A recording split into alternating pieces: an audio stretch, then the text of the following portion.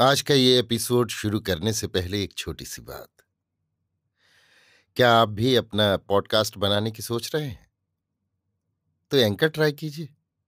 ये पॉडकास्ट बनाने का सबसे आसान तरीका है। नंबर एक, ये फ्री है। नंबर दो, इसमें कई सारे ऐसे टूल्स हैं जो आपको अपने फोन और कंप्यूटर पर रिकॉर्ड और एडिट करने की फैसिलिटी देते हैं। नंबर तीन, आप अपने पॉडकास्ट को डिस्ट्रीब्यूट भी कर सकते हैं, जिससे इसे स्पॉटिफाई और दूसरे प्लेटफॉर्म पर सुना जा सके। तो डाउनलोड कीजिए फ्री एंकर ऐप या विजिट कीजिए anchor.fm पर अपना पॉडकास्ट स्टार्ट करने के लिए। ये तो थी एक छोटी सी जानकारी, और अब शुरू करते हैं एपिसोड का सिलसिला। तो आज के एपिसोड में लीजिए सुनिए सूर्यकांत त्रिपाठी निराला के लिखे उपन्यास निरूपमा का भाग 4, मेरी यानी समीर गोस्वामी की आवाज में। सुरेश ने नीली को बुलाकर यामिनी बाबू से कहा, हम लोग जाते हैं, जल्द काम है, तुम पैदल नीरू को लेकर आओ। सुरेश मोटर ले गए।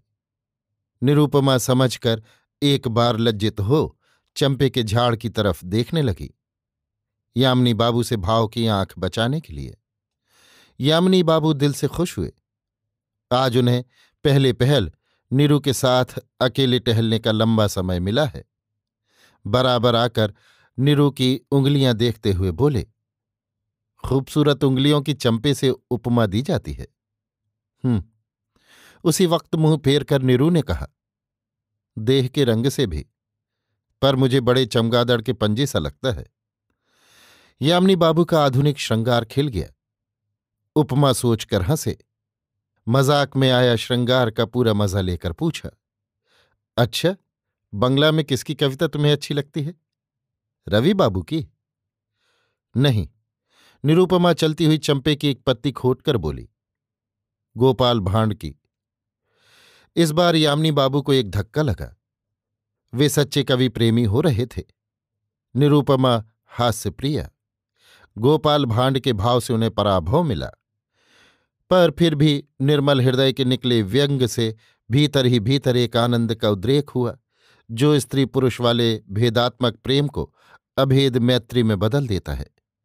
परंतु यामिनी बाबू प्यासे मनुष्य थे, पानी चाहते थे।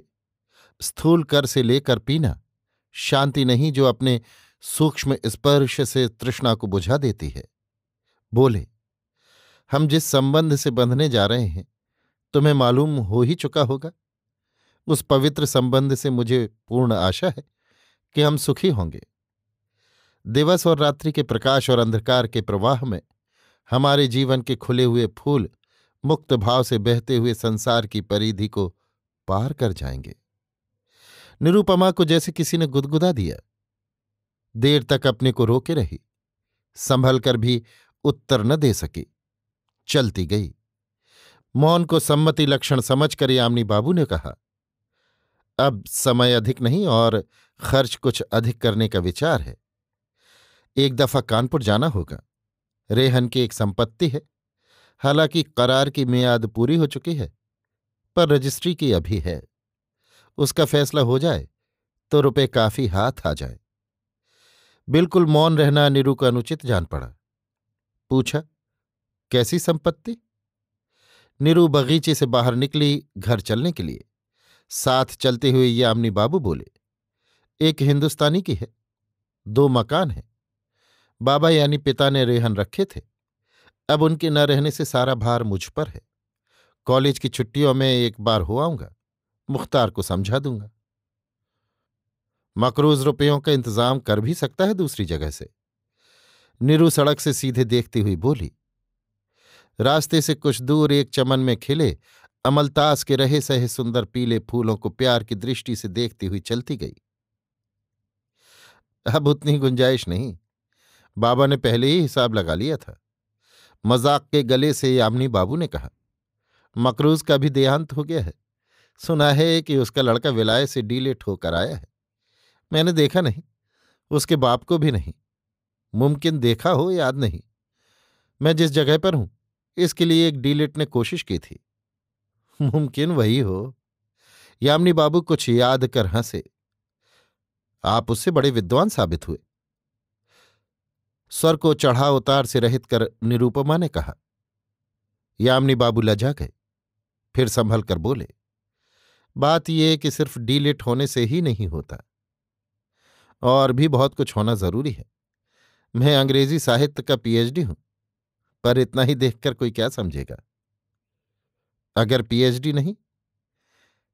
नहीं, मेरा मतलब ये है, मैं कहता हूं सिर्फ पीएचडी होने से क्या होता है? कुछ नहीं। नहीं, यानी बड़ी से बड़ी डिग्री भी आदमी को आदमी नहीं बना सकती, अगर वो दायरे से बाहर अलग अलग विषयों का और भी ज्ञान नहीं प्राप्त करता। फिर एक कल्चर भी तो है। मुझे डॉक्टरी हासिल करने के अलावा और भी बहुत कुछ देखना भालना पड़ा है। सभ्य जातियों की रहन सहन की बातें, कितना मिला मिलाया। ये तो मानी हुई बात है कि भारतवर्ष में बंगालियों से बढ़कर कल्चर अपर प्रोविंस के लोगों में नहीं। हिंदुस्तानी बेचारे लाख पीएचडी डीलिट हो जाए, कंधे पर लिट हो जाए, कंधे पर लाठी रखकर चलने वाली वृत्ति कुछ न कुछ रहेगी। यानी देखने वालों को हिंदुस्तानी की पदवी की अपेक्षा कंधे की लाठी ज्यादा साफ नजर आई। यामिनी बाबू फंसे, तुला उत्तर न सूझा। बोले, प्रोफेसर बनर्जी, चटर्जी, मुखर्जी सब अपने आदमी तो हैं। बैरिस्टर घोष भी अपने ही हैं। इनकी आवाज में ताकत है। कुछ ताल्लुकेदार हैं, बुद्धू, इनकी हाँ में हाँ मिलाया करते हैं। ये जानते हैं, और ठीक भी है, तुम्हें भी स्वीकार करना होगा। अभी बंगालियों का मुकाबला हिंदुस्तानी नहीं कर सकते। एक हिंदुस्तानी जितना पढ़कर समझता है, एक बंगाली उससे ज्यादा सिर्फ देखकर। मेरा ख्याल है सिर्फ सुनकर।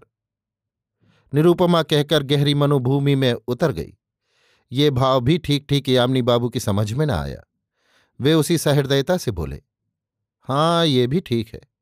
देहात में बहुत से बंगाली हैं जिन्हें कलकत्ता देखने का अवसर नहीं मिला, पर सुनकर वे बहुत सी बातें जानते हैं। उन्हें मौका भी है। जो जितना जानता है वो उतना सुना भी सकता है। हिंदुस्तानियों के पास तुलसीदास की रामायण के सिवा सुनाने की चीज है क्या? इधर एक नौटंकी चली है। धीरे धीरे बगीचे से कैसरबाग तक खुली जगह पार हो गई। निरूपमा ने बातचीत करना बंद कर दिया। समझकर यामिनी बाबू भी चुप हो रहे। रास्ता तय होता जा रहा था, पर हृदय चाहता था अभी और साथ हो, और बातचीत हो। प्रेयसी की विमुखता उनके लिए सुमुखता थी, क्योंकि वे उसका अनुकूल अर्थ लगाते थे। इसी समय रास्ते के एक बगल बैठा कैप कोट वाला एक चमार देख पड़ा। यामिनी बाबू बोले, ये कुछ पढ़ा लिखा होगा। अगर चमार है तो समझना चाहिए। इसे जगह नहीं दी ऊंचे वर्ण वालों ने, इसलिए कलम छोड़कर अपना पेशा इख्तियार किया है। इसे पैसा देना चाहिए। अगर चमार नहीं तो भी, क्योंकि इसने एक आदर्श सामने रखा। फिर बढ़ते हुए चमार के सामने जाकर खड़े हुए। निरूपमा को भी साथ चलना पड़ा, पर पास पहुंचकर देखकर जरा ठिठुक गई। चमार? मन में अव्यवत ध्वनि हुई। कृपा की दृष्टि से देखते हुए उपकार करने वाले स्वर से यामिनी बाबू ने कहा, 36 हेवेट रोड पर आना, घंटे भर बाद हम काम देंगे। अभी यहीं पेशगी देते हैं। एक इकन्नी फेंकते हुए, तुम कौन हो? इस वक्त तो चमार हूं। इकन्नी वापस करते हुए कुमार ने कहा, मैं घंटे भर बाद वहां आऊंगा, तब काम करके पैसे लूंगा। मैं आपकी कृपा के लिए हृदय से कृतज्ञ हूं। तो तुम चमार नहीं हो? अच्छा, वहीं तुमसे पूछेंगे। यामिनी बाबू मंडी की तरफ मुड़े। कुमार के पास बहुत से आदमी आए और आते रहे। भीड़ लगती बढ़ती रही। लोगों में उत्सुकता, आनंद, सहानुभूति फैली। वो बादामी और काली पॉलिश की 2 डिबियां और एक ब्रश लिए बैठा था। कई जोड़े पॉलिश करने को मिले। सबसे एक ही एक पैसा उसने लिया। उसकी भलमनसाहत का ये दूसरा प्रमाण था। शहर में सनसनी फैल चली। चमार इधर उधर जो थे चौकन्ने हुए। वे 2 पैसे से कम नहीं और 1 आने तक पॉलिश कराई लेते थे। कुछ पहचान के लोग भी रास्ते से होकर गुजरे। सस्ता साहित्य समुद्र के प्रकाशक लाला श्याम नारायण लाल देखकर कह गए, हम 4 रुपये फॉर्म दे रहे थे, मोपासा के अनुवाद के। वो आपको नहीं मंजूर हुआ। आखिर पॉलिश और ब्रश लेकर बैठे। पंडित राम खेलावन सिंह मुंह बिगाड़ कर बोले, 7 रुपये घंटे की पढ़ाई लगवा रहे थे? नहीं भाई, अब चमार बनकर पुरखों को तारो। फिर कर नहीं देखा?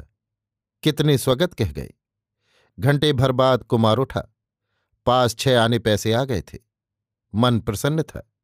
संसार में कोई मार नहीं सकता। रोटियां चल जाएंगी। अगर इसी कार्य को महत्व देने के लिए अदृष्ट चक्र से घूमता हुआ बहुभाषाविद और लंदन विश्वविद्यालय का डीलेट होकर वो आया है तो इसे श्रद्धापूर्वक स्वीकार करता है।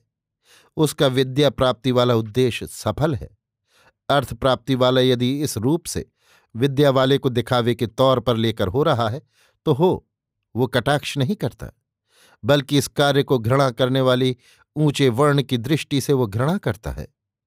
संभव है शिक्षा वैसा कार्य सहयोग देकर भारत को सच्चे वर्ण निर्माण की शिक्षा दे रही हो। सोचकर वो चला। उसी गाड़ी वाले बरामदे के नीचे कई और बंगाली एकत्र थे। जब वो फाटक से भीतर गया और उसकी ओर कौतुकपूर्ण प्रश्नभरी दृष्टियां उठीं, वो समझ गया कि इससे पहले उसके संबंध में काफी बातचीत हो चुकी है। मोटर के बगल से निकलकर एक पैर बरामदे की सीढ़ी पर चढ़ाकर यामिनी बाबू से काम देने के लिए उसने कहा। तब तक एक बंगाली सज्जन ने पूछा, आप कहाँ रहता है? एक गांव रामपुर है। रामपुर? सुरेश बाबू ने पूछा। सामने के दीवान खाने में निरूपमा थी। दरवाजे के पास आ गई। जी, निगाह नीची किए हुए कुमार ने कहा। कौन रामपुर? सुरेश बाबू ने देखते हुए पूछा। जिला उन्नाव में एक मौजा है। अच्छा। सुरेश और निरूपमा की हंसती हुई दृष्टि एक साथ मिल गई, एक ही भाव से जैसे। रामपुर में आप किसके घर के हैं? सुरेश बाबू ने पूछा। मिश्रों के यहां का। आप ब्राह्मण हैं?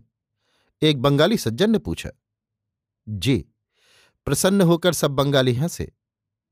आपके पूज्य पिताजी का शुभ नाम? सुरेश बाबू ने पूछा, मन में निश्चय किए हुए। पंडित गिरजाशंकर मिश्र। आपने, माफ कीजिएगा, कहाँ तक शिक्षा प्राप्त की है? एक बंगाली सज्जन की ध्वनि में भाव का आवेश स्पष्ट हो रहा था। कुमार हंसा, प्रश्न की सदाशयता समझकर। संयत स्वर से कहा, मैं लंदन का डीलेट हूं। निरूपमा बिल्कुल सामने आ गई। ऐसी दृष्टि से देखने लगी जैसे वहां कोई न हो। आपका शुभ नाम? उस बंगाली ने पूछा। मुझे कृष्ण कुमार कहते हैं। आप अधिक समय न लें, बड़ी कृपा होगी अगर मेरा काम मुझे दें। यामिनी बाबू गहरे भाव में डूबे हुए। कितने विषय, कितनी बातें आई गई। ये वही व्यक्ति है, अभी अभी इसकी चर्चा हो चुकी है। भाव बदला। निरूपमा को देखा, फिर कुमार को नहीं समझ सके कि होटल वाला यही आदमी है। तब अच्छी तरह देखा न था।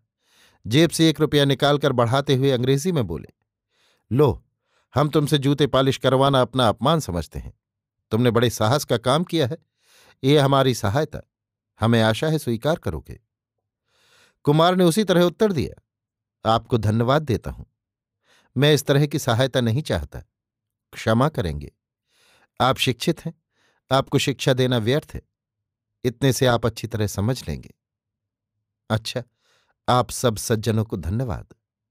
फिर कृतज्ञ दृष्टि से एक बार निरूपमा को देखकर धीरे धीरे फाटक के बाहर आया। यामिनी बाबू नीरू को देखते हुए सुरेश से बोले, इसी के 2 मकान कानपुर में हमारे रेहन हैं।